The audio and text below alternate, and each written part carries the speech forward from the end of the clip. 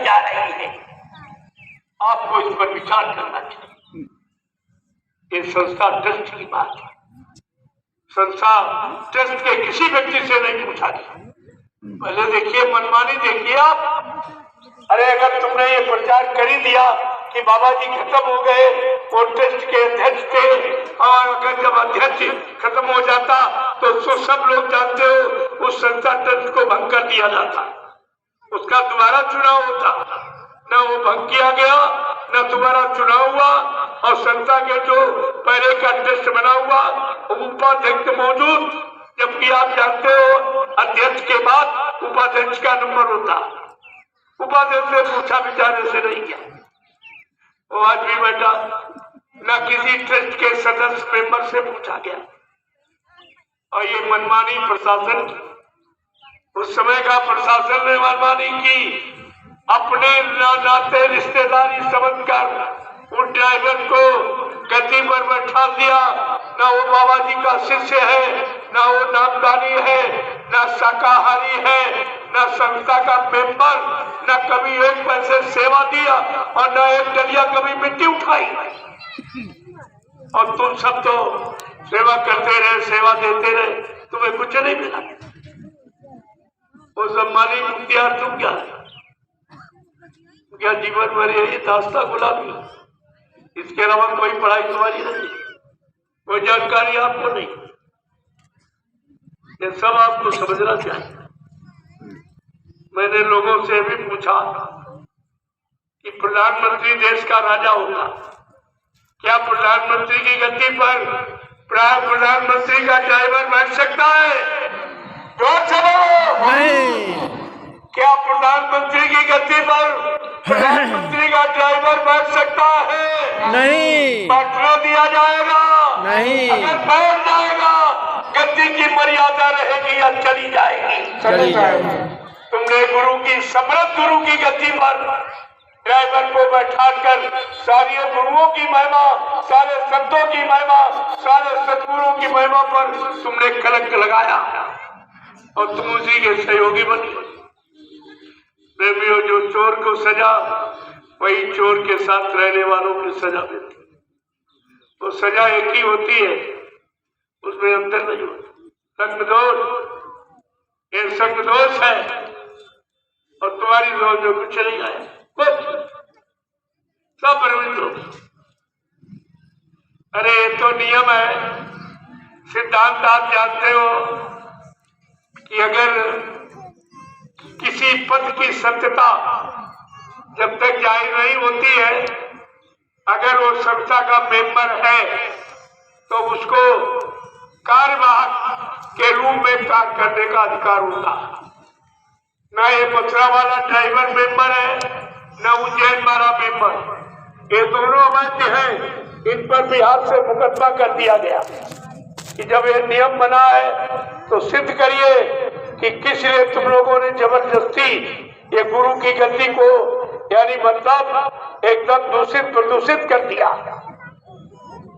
ये शराबी कबाबियों का विषय है।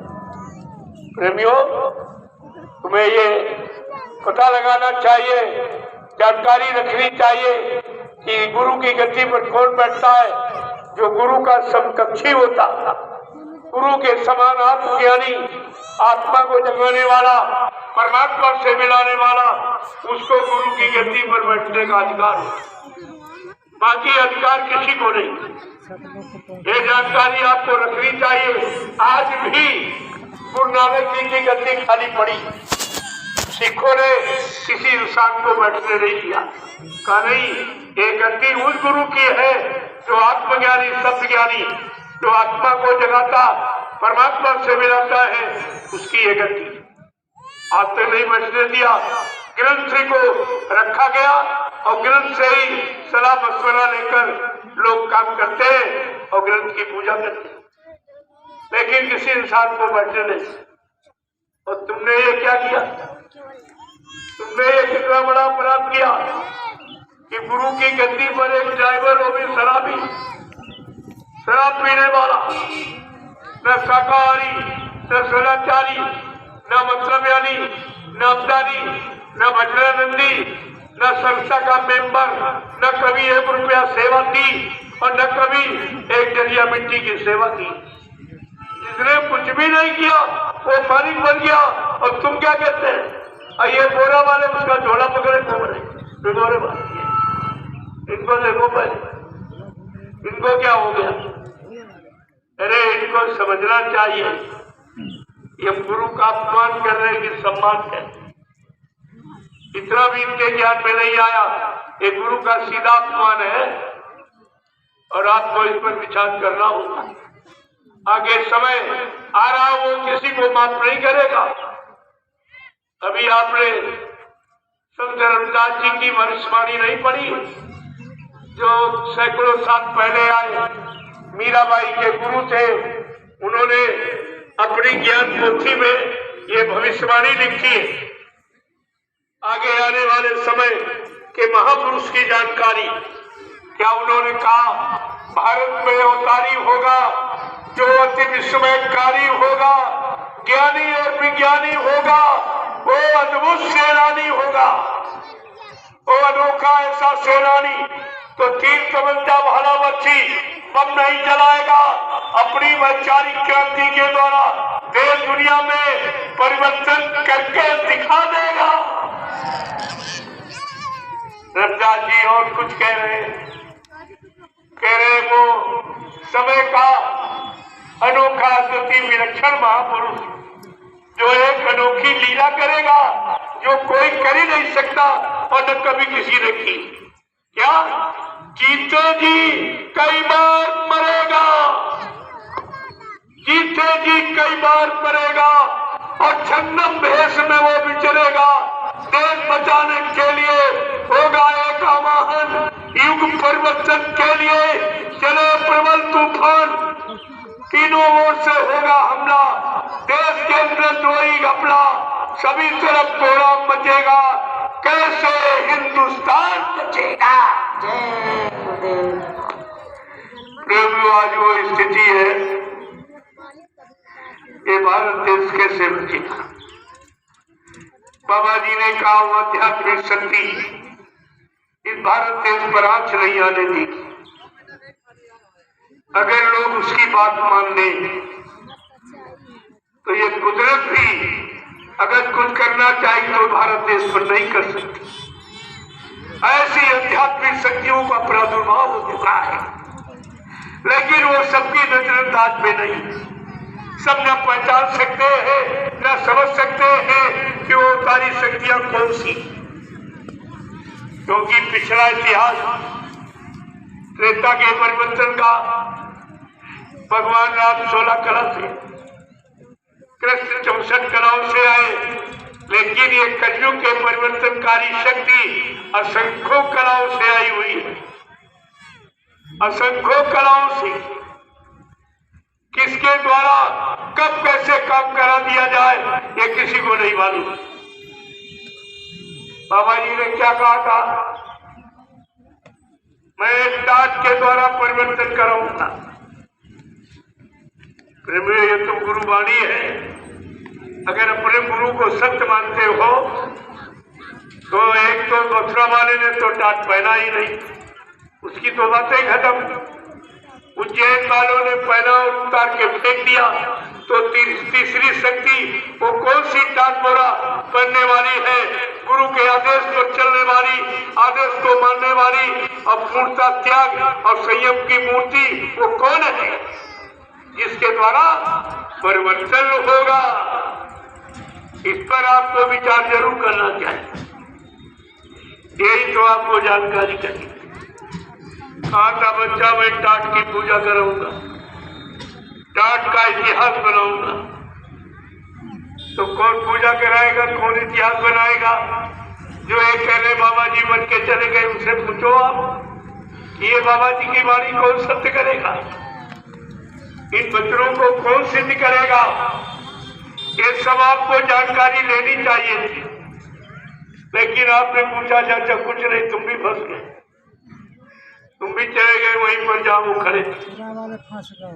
आपने कितना भारी नुकसान कर दिया, उसी की जानकारी आपसे आती है। मैं कोई निंदा आलोचना बुराई क्रिटिसाइज के दृष्टिकोण से नहीं कहता। सच्चाई हकीकत रियलिटी जो है उसको मैं आपके सामने खोल के कहता हूँ, उसमें मैं कोई पर्दा नहीं। सत्य कहने में मैं किसी तरह का कोई पर्दा नहीं, एकदम खोल के कहता और कहना चाहिए। लेकिन धीरे धीरे ये सत्य उजागर हो जाएगा। अभी आपने देखा था एक भी आदमी मोरे से साथ नहीं थे, वहां तो दोनों के पास पुरानी संगत, उन दोनों ने एक आदमी नया नहीं कोई खड़ा किया। वो गुरु की खड़ी हुई संगत है, जो गुरु ने खड़ी की थी वही उनके पास, उन्हीं से लूटपाट हो रही। ये सेवा दो, ये चंदा दो, ये दो, वो दो, वो दो, उन्हीं को दुआ जा रहा। लेकिन दोनों में से किसी ने भी एक आदमी नया नहीं खड़ा। तो पुरानों को नहीं लग पाए तो नया कहां से खड़े करें। और मैंने 10 वर्ष में 28 मई 2012 ये नवीनतम, ये आपके सामने एक परिवर्तन है। एक आदमी न हो, आज करोड़ों लोग तैयार हो गए, तो कोई न कोई बात तो जरूर है, कोई न कोई सच्चाई इनको मिली है। गुरु के वचनों का इशारा हुआ और कुछ काम इन्होंने देखा, तभी ऐसे नहीं आए, बहुत ठोक बजा के आए। और मैंने उस नवीनतम स्थान का भी चुनाव कर दिया। वो नैमिषारण जो 88,000 ऋषियों की तपोभूमि है, वहां पर मैंने 2 आश्रमों का निर्माण कर दिया। इतने थोड़े छोटे समय में कोई सेवा नहीं मांगी किसी तरह की, न पहले मांगी न आज मांगता। जो प्रेमियों ने अपना श्रद्धा सेवा भाव से जो 1 रुपया 2 रुपया 10, 20, 50, 100 रुपए दिए, मैंने उसी से 250 बीघे जमीन वहां पर खरीद के तैयार कर दी है। क्योंकि आगे का समय बहुत खराब है, भगदड़ मचने वाली।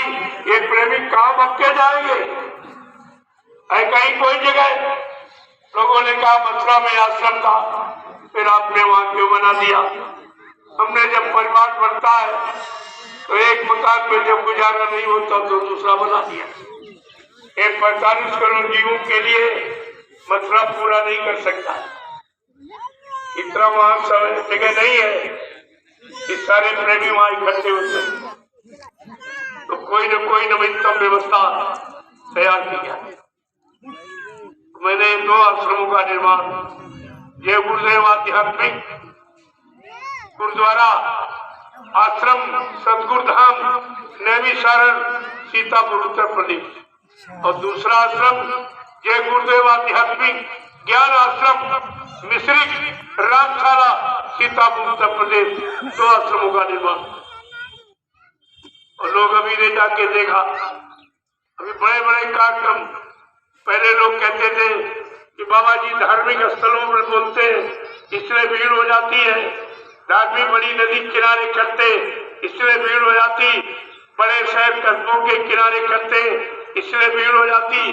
तो मैंने ये भी सिद्ध कर दिया, वो ज्ञानाश्रम जो बियाबान जंगल में, एकदम जंगल में, गोमती नदी के एकदम किनारे, वहाँ कोई भी न गांव है न शहर कस्बा न रेल मोटर का कोई साधन, एकदम बियाबान जंगल में। और जहाँ यानी मतलब 10 लाख लोग पहुंच गए, ये देख करके एकदम सब हैरत में पड़ गए, ये क्या होगा?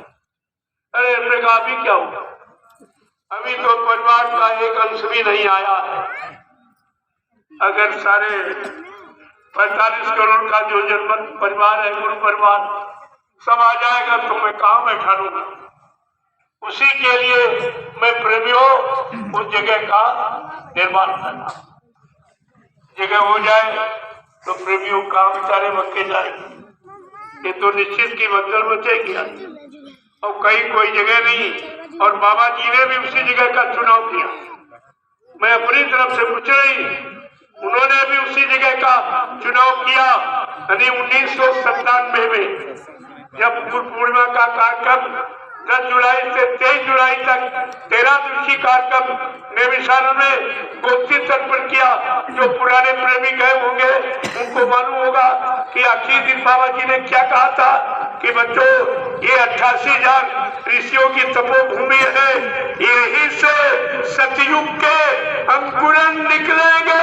जय गुरुदेव।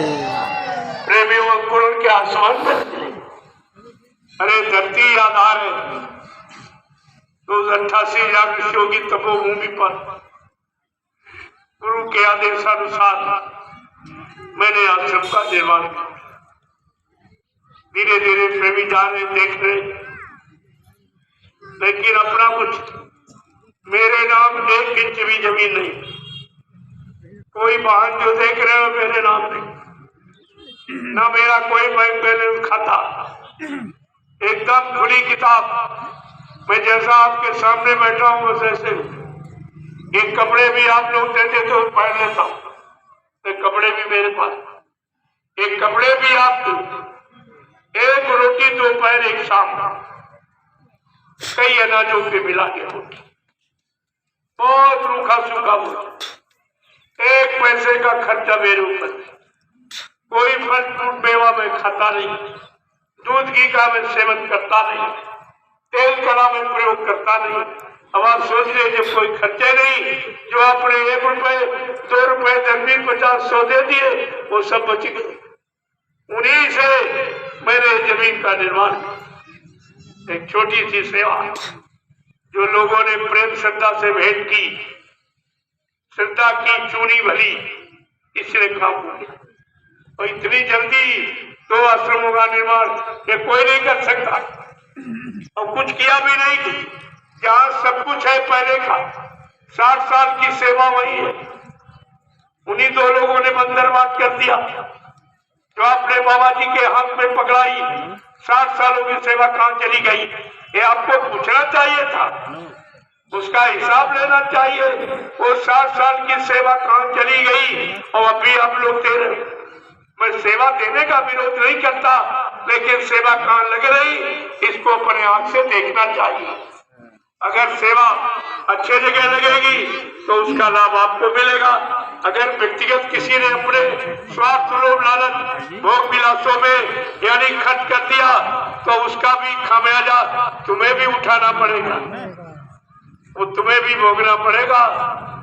इसलिए सेवा आंख खोल के देख के तो मेरी कान लग रही। मैं तो लोगों को आह्वान करता हूँ कि चले जाओ नैमिषारण्य, देख के आओ। जो तुमने दी जबरदस्ती, मैंने तो किसी से मांगा, हमको उसकी जरूरत ही नहीं। रुपए पैसे से परिवर्तन नहीं होता। बाबा जी ने पहले कहा परिवर्तन गरीबों से और झोपड़ियों से होगा,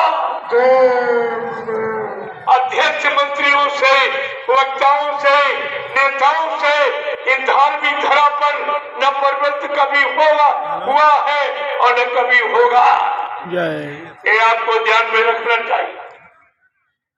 बाबा जी ने भी कहा था, ऐ डाकधारियों, परिवर्तन के लिए मैंने तुम्हें लंगोटी लगाई, अगर लंगोटी से काम होता दिखाई न दिया तो टाट की लंगोटी उतरवा के मैं घास की लंगोटी लगवा दूंगा, लेकिन परिवर्तन करके मारूंगा।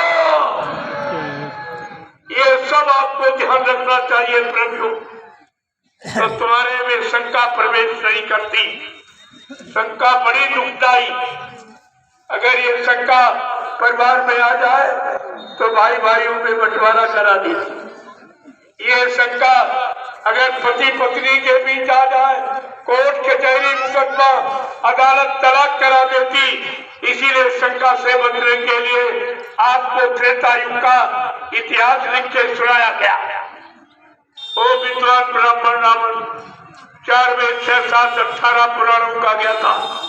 उत्तम कुल कुलस्त करनाती, शिव बिरंज पूजे वो भाती, जो यानी अपनी अखंड तपस्या आराधना साधना से ब्रह्मा विष्णु महादेव को अपने वश में कर दिया।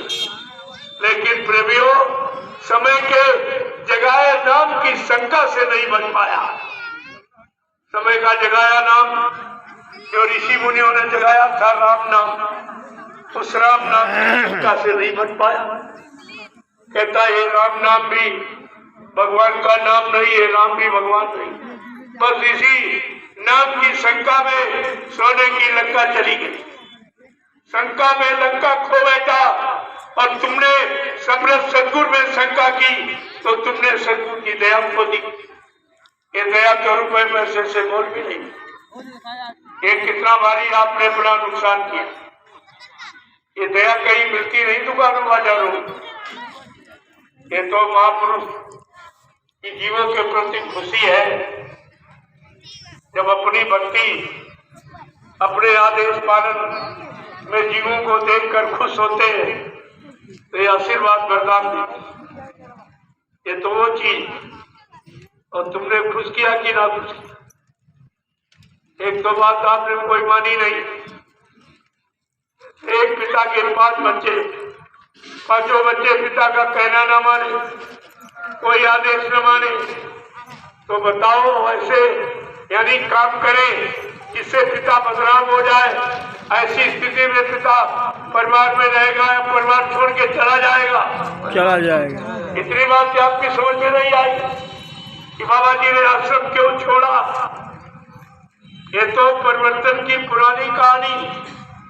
भगवान राम ने जब परिवर्तन की आवाज लगाई तो उनको अपनी अयोध्या नगरी छोड़नी ही पड़ी। ऐसे गद्दी पर बैठकर रात बात करके और भोग विलास करके परिवर्तन नहीं हो सकता था, इसलिए उनको अपनी अयोध्या नगरी छोड़नी ही पड़ी। इसी तरह भगवान कृष्ण को परिवर्तन की आवाज लगाई तो मथुरा नगरी छोड़नी पड़ी उनको, बेचारे गोकुल में चले गए। आज परिवर्तन की आवाज बाबा जी ने लगाई है, उनको भी समय से अपना मथुरा आश्रम छोड़ना ही पड़ा। ये परिवर्तन की पुरानी कहानी है प्रेमियों, और आपको ध्यान में रखना चाहिए तो कोई शंका नहीं होती। और बाबा जी ने एक शंका समाधान के लिए पहले सभी सत्संग के माध्यम से आपको सुना दिया कि बच्चा मैं आगे एक ऐसी नाजुक स्थिति बना के खड़ी कर दूंगा, फिर कुछ दिनों के लिए मैं तुम्हारे से दूर चला जाऊंगा। तुम मुझे इतनी जल्दी नहीं पहचान पाओगी। मैं समय से आकर अपने सारे कामों की जानकारी लूंगा और काम करके दिखा दूंगा, लेकिन तुम मेरा इंतजार भजन करके करते रहना। प्रेमियों, आप लोगों ने इंतजार किया, यहाँ तो 1 मिनट भी इंतजार नहीं। कोई इधर भग गया, कोई उधर भग गया, कोई उधर भग गया। अब बाबा जी ने क्या कहा था, पड़े रहो दरबार में, धक्का धनी के खाओ और कबहू दीन दयाल के भनक पड़ेगी कान। तुम दरबार में पड़े रहना, खड़े रहना, अड़े रहना, कभी न कभी मालिक की तुम्हारे पर दया हो जाएगा। लेकिन आपने गुरु वचनों को बिल्कुल भी नहीं समझा और ना आपने अपने जीवन में उतार के रखा। तुम्हारा शंका संदेह में जाने का यही कारण है। ये सब जानकारी आपको रखनी चाहिए, लेकिन तुम सब भूल गए। बाबा जी ने भी कहा मैं आगे भविष्य में ऐसी नाजुक स्थिति बना के खड़ी कर दूंगा, फिर एक ऐसी लीला करूंगा, ऐसा खेल करूंगा, मेरे खेल लीला को देखकर तुम भ्रमित मत हो जाना। भजन करके मेरा इंतजार करना, मेरी ये लीला परिवर्तन के लिए होगी। लेकिन आपके पास तो कोई वचन है नहीं, तो शंका संदेह में जाना स्वाभाविक आपका होगा। इसलिए प्रेमियों, एक बार ये अवसर मिला है, आप इसका लाभ उठा लीजिए। मैं तो प्रार्थना ही कर सकता हूँ और क्या। मानो न मानो खुशी आपकी, हम मुसाफिर हैं कल अपने घर। माना न माना ये तो आप लोग, मैं मनवाने नहीं आया हूँ, मैं गुरु के वचनों की याद कराने आया हूँ। मनाने के लिए तो कुदरत पीछे खड़ी है। इसको बाबा जी ने पहले इशारे में कहा बच्चा अभी महात्मा समझा रहे, सब तरफ से मना रहे, तुम्हारे पाप कर्मों में माफी दिला रहे। अगर आपने उनके वचनों को न माना, उन पर विश्वास न किया, तो पीछे कुदरत खड़ी है, अपने एक डंडे लपड़ थप्पड़ में 20 करोड़ का वाला न्यारा सेकंडों में कर देगी। और ये जितने काले नीले पीले हरे लाल झंडे लिए घूम रहे, ये अपने अपने झंडों को फेंक कर अगर तुम्हारे जय गुरुदेव प्रभु नाम के झंडे के नीचे अगर ना जाए, तो इस बाबा को बाबा मत कहना। जय गुरुदेव। प्रेमियों, कितनी बड़ी सच्चाई थी गुरु।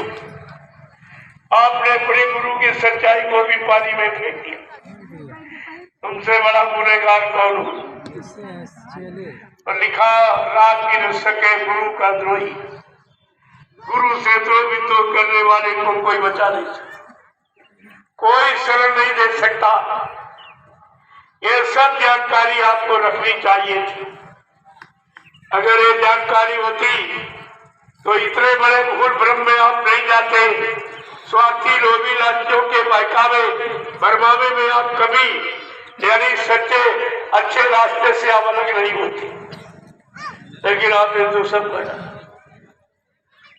किस कारण? तो महापुरुषों ने इशारा करके कहा कि अगर बात संतों की मानी जो होती, अगर बात संतों की मानी जो होती, तो सिर पे तुम्हारे मुसीबत न आती, तो सिर पे तुम्हारे मुसीबत न आती। अगर बात गुरुजी की मानी जो होती, अगर बात गुरुजी की मानी जो होती, तो सिर पे ये आफत तुम्हारे न आती, तो सिर पे ये आफत तुम्हारे न आती। अगर बात मुर्शिद की मानी जो होती, अगर बात मुर्शिद की मानी जो होती, तो सिर पे कयामत तुम्हारे न आती, सिर पे कयामत तुम्हारे न आती। सभी देशवासी ये भाई है अपने, सभी देशवासी भाई हैं अपने, फिर बैर की नीति ठानी क्यों तुमने, तो फिर बैर की नीति ठानी क्यों तुमने।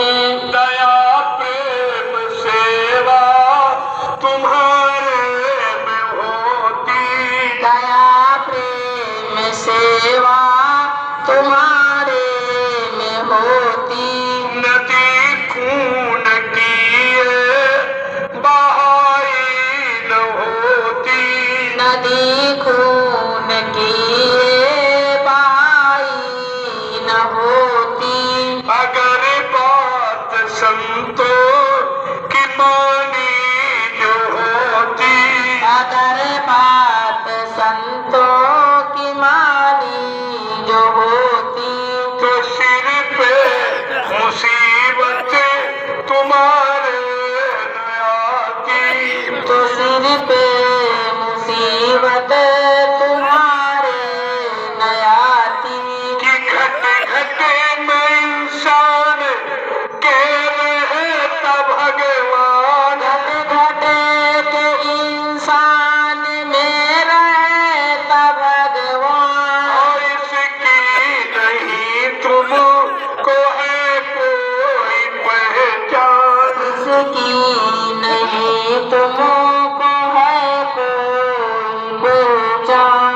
अगर दिल भवन में सफाई जो होती, अगर दिल भवन में सफाई जो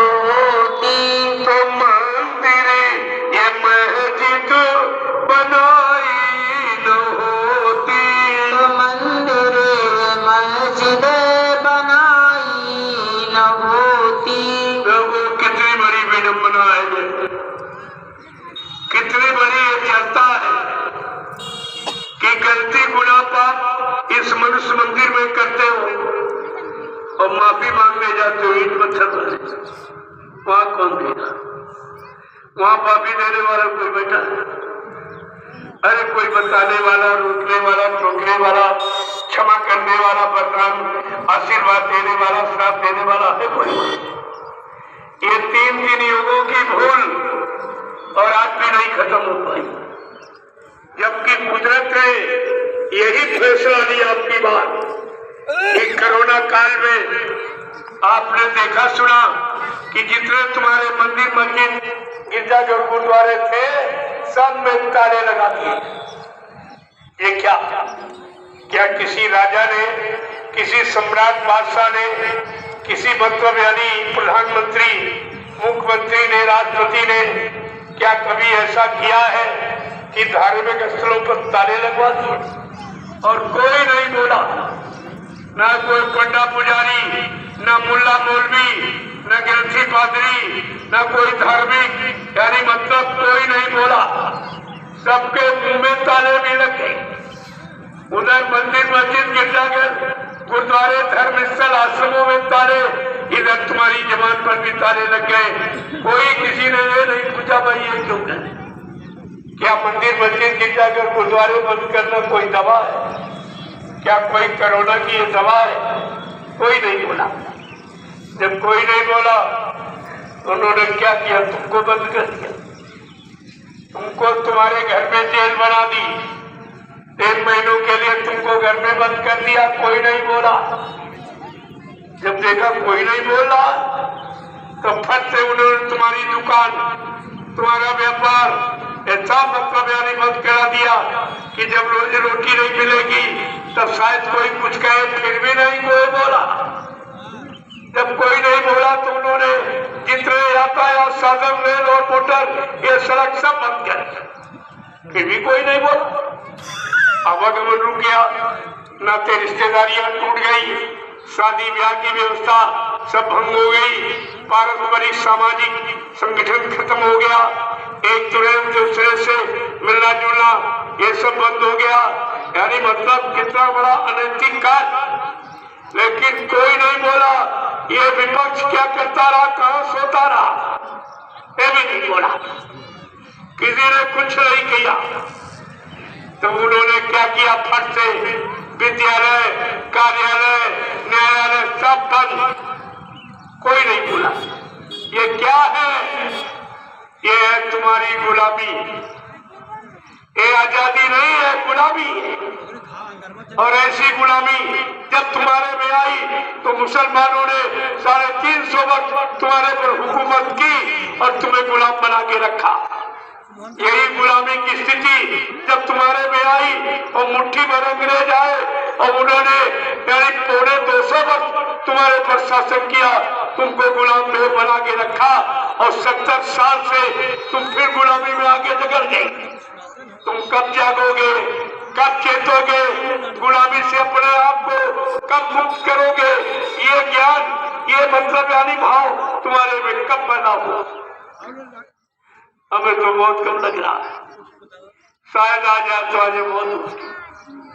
जब इतना करने पर नहीं आया, कोई नहीं बोला, तो तुम्हारा ज्ञान, तुम्हारी शिक्षा, तुम्हारी पढ़ाई लिखाई, तुम डीएम बन गए, एसपी बन गए, एसएससी बन गए, लेकिन जमात में तो गुलामी रहे। जमात तुम्हारी भी बंद रही। तुमने अपने किसी अधिकार का प्रयोग नहीं, तुम्हारे में डर हो गया। यानी डर और भय से अच्छी और सच्ची बात कहने की हिम्मत खत्म हो गई। लिहाजा कोई सूरवीर नहीं रहा। इस देश समाज को चलाने के लिए कोई सूरवीर नहीं रहा। जब कोई बोला ही नहीं तो किसको माना जाए? भाई सच्ची कहने वाला कोई है नहीं होता। ये सब तुम्हारे सामने हुआ और तुमने देखा, तुम चुप रहे। लेकिन मैंने अपना संदेश बंद नहीं किया। मैं नैमिषारण्य की तपोभूमि पर सुबह 6:30 बजे मैं बराबर आध्यात्मिक संदेश देता रहा। न मेरे सदगुरु धाम में ताला लगा, न मैंने अपनी जवान पर ताला लगाया। मैं सत्य आवाज जो सदगुरु दाता दयालु की, वो सबके कानों तक पहुंचाता रहा। लेकिन प्रशासन ने कोई छेड़खानी। ऐसे लोगों ने शिकवा शिकायत किया कि नीम सार में मतलब यानी आज से सब रोड सील कर दिए गए, नियमित भी बंद कर दिया गया, मिश्रिक भी बंद, लेकिन सतगुरु धाम में कोई बंदी। आपको यह भी समझना चाहिए कि हिंदुस्तान में एक अनोखा आश्रम सतगुरु धाम नैमिषारण्य जो अभी तत्काल बना, जहाँ सच्चाई के सिवा और निंदा आलोचना बुराई की बात की नहीं जाती। सारे धर्मों का सम्मान, सारे इंसानों का सम्मान, सारी जातियों का सम्मान, यानी मतलब सारे मजहब धर्मों का सम्मान, अपमान की बात नहीं, लेकिन सच्चाई को खोल के कहा जाता, उस पर कोई पर्दा नहीं डाला। बराबर यानी कोरोना काल में भी सत्य था। क्यों? मैंने 3 महीने लगातार क्षेत्र में भोजन बंटवाया, अपने आश्रमों से बनवा कर रोटी सब्जी दाल चावल सब, और अपने आश्रम सतगुरु धाम से इतनी सब्जियां मैंने बुआ दी थी। 7 गांव में लगातार सब्जी मुफ्त बांटी गई। वहां का कर्मचारी अधिकारी पूरा हमारे से सब जानता है, हमको सब जानते, और लड्डू बाबा के नाम से मशहूर हुआ कि लड्डू ये किसी ने बांटना प्रारंभ नहीं किया हिंदुस्तान में, और आज भी मैं बांटता हूँ। कल आपने देखा प्रमाण, कितने कुंटल बन गया, 50 किलोमीटर की यात्रा। ये कोई कर सकता है किसी में ताकत ये काम करने की और इतने प्रसाद बांटने की, निस्वार्थ बदले में लेने की कोई भावना नहीं, कुछ। अरे काम ही तो ना बने, इस काम को तुम छिपा नहीं सकते हो। तुम कितना निनोरा पीटो, कितना कुछ कर डालो, लेकिन शांत बरात नहीं आता। सत्संगी का अर्थ क्या है? जो सत्संग में आवे, प्रेमियों को बुला के ले आवे। ये कैसा सत्संगी जो जा के गांव में मना करता कि सत्संग में बच जाना। अरे सत्संग कोई हमारा तुम्हारा है, सत्संग तो गुरु का है। किसी प्रेमी के मुख से हो सत्संग गुरु किसी का। सत्संग का विरोध करने वाला सीधा गुरु का विरोधी, वो गुरु का ही विरोध करता। आपको ये समझना चाहिए। मैं तो किसी को नहीं मना करता, किसी को नहीं रोकता, तो मैं तो कहते जाओ सुनो, तभी आप जानोगे क्या कह रहा। ये तुम्हारे हित में कह रहा कि अपने हित में कह रहा, अपने लिए बोल रहा कि तुम्हारे लिए बोल रहा, तभी तो आप जानोगे जब संदेश को सुनो। मैं तो किसी को नहीं मना करता। सबका सम्मान करने वाला सम्मान को पाता, अपमान करने वाला अपमान को पाता। ये तो सीधा सिद्धांत, ये व्यवहारिक जीवन का सीधा सिद्धांत, और आपको ये सब समझना चाहिए। लेकिन आपने जब संत महापुरुषों के वचनों को ठुकरा दिया, ये आफत तुम्हारे सिर पे आ गई। अभी तो कोरोना बहुत छोटी बीमारी, कोरोना के बारे में बाबा जी ने बहुत पहले इशारा किया था। 6 नवंबर 1986 ये तारीखें कोई नहीं बताएगा, ये किसी को नहीं मालूम। 6 नवंबर 1986 बाबा जी ने ये सत्संग के दौरान कहा कि बच्चा, अगर तुम शाकाहारी न बन पाए, सच्चे ईमानदार नेक भरे चरित्रवान न बन पाए, तो कुदरत की तरफ से एक बीमारी आ रही जिसका नाम है कोरोना। क्या ना करो तो बीमारी नहीं आएगी, अगर करते रहोगे तो बीमारी आएगी। कोरोना का अर्थ है करो ना, क्या न करो। अंडे मत खाना, क्योंकि मुर्गी का मासिक धर्म है। इससे बड़ी और कोई गंदगी है मासिक धर्म की? गृहस्थी में रहते हो सभी लोग जानते हैं, ये मुर्गी का मासिक धर्म अंडा, ये खिलाकर लोगों को कितना भोगी बनाया जा रहा, कितना भोग का रोगी बनाया जा रहा। इस पर किसी ने विचार किया? कोरोना का मतलब अंडे मत खाना, मुर्दा मांस, पशु पक्षियों का मत खाना।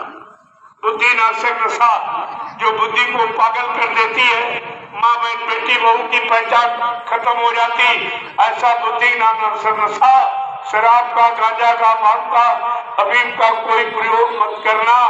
अगर करोगे तो बीमारी आ जाएगी, नहीं करोगे तो नहीं आएगी। लोग माने नहीं और ज्यादा शुरू कर दिया। शासन प्रशासन भी सहयोगी बन गया, लाइसेंस परमिट बनाने लगा। चाहे जितने मुर्गे काटो, मछली काटो, बकरे काटो, अंडे फोड़ो, गर्भपात करो, मासूम बच्चों की हत्या, ये सब यानी मतलब खुली छूट। ये क्या? ये अत्याचार, पापाचार, भ्रष्टाचार को प्रोत्साहित करना, ये प्रोत्साहन देना। और जब जब राजा की तरफ से ऐसी खराब व्यवस्था धर्म के प्रति यानी अधर्म और पाप और हिंसा और मारकाट को खुली छूट दी गई, तब तक प्रेमियों विनाश हो, उस राजा का विनाश हो गया। हिरण्यकशिप जब नेक अच्छी भली बात अपने बेटे प्रहलाद की नहीं माना, उसका विनाश हो गया। रावण इतना बड़ा धर्मात्मा बलवान बुद्धिमान, लेकिन अपने भाई भक्त विभीषण की नेक अच्छी भली सलाह को नहीं माना, उसका भी विनाश हो। भगवान कृष्ण ने अपने मामा कंस को स्वतः समझाया और नहीं माने, और एक वंशियों से कहा, अरे भाई मैं तुम्हारी जात बिरादरी में आया हूँ, जात बिरादरी के नाते मेरी बात मान लो, वो भी नहीं माने। एक वंशी कहने लगे, अरे जा जा, तू जात का ग्वाला है, गाय चराने वाला, मक्खन का चोर, तेरी बात कौन मानेगा। इस तरह जब उनको अपमानित किया अमर्यादित शब्दों का प्रयोग करके, तो कृष्ण बेचारे लाचार मजबूर हो गए और 18 दिन का एक खेल खेला, एक लीला की, जिसको आप महाभारत कहते हो 56 करोड़ का सफाया। ये सफाया देखिए। अरे जात पहले भी नहीं मानी भगवान की, आज कहां से मानी जब वो भगवान कृष्ण की बात नहीं मानी। ये इतिहास कह रहा है, मैं नहीं कह रहा, इतिहास कह रहा है। इस कौम ने भगवान कृष्ण की बात नहीं मानी, तो ये इंसान की बात क्या मानेगा। आज हमारे सामने यही कौम खड़ी है। ये आपको ध्यान में रखना चाहिए कि समय आ गया परिवर्तन का, समय आ गया विनाश का। आप देखते जाइए, मथुरा में तो झाड़ू लग गई। देखा जिन्होंने शुरुआत की कि बाबा जी मर गए चले गए, मैंने शुरुआत में कहा, जिन लोगों ने प्रचार किया कि बाबा जी शरीर छोड़ के चले गए, आप लोग देखते जाइए, ये तुम्हारे सामने सब मुर्दा होते चले जाएंगे।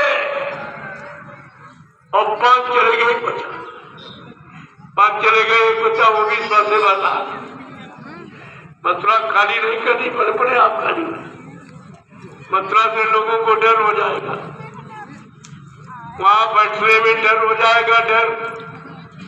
आप देखते जाइए कि कुदरत कैसे अपना काम करती है, क्योंकि इन्होंने बाबा जी की बात मानी नहीं, बल्कि उल्टा और प्रचार कर रहे हैं कि मर के चले गए ये करके।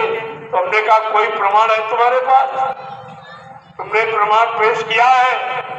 और आप लोगों को भी ये समझ में नहीं आया, जब कोई मर जाता है तो क्या उसको कमरे में बंद करके ताला डाल के रखा जाता है।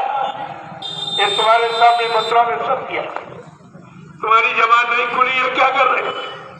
अरे हमारा गुरु हमको दिखाइए, और दिखाने के लिए तुमने बुलाया, लेकिन किसी ने देखा।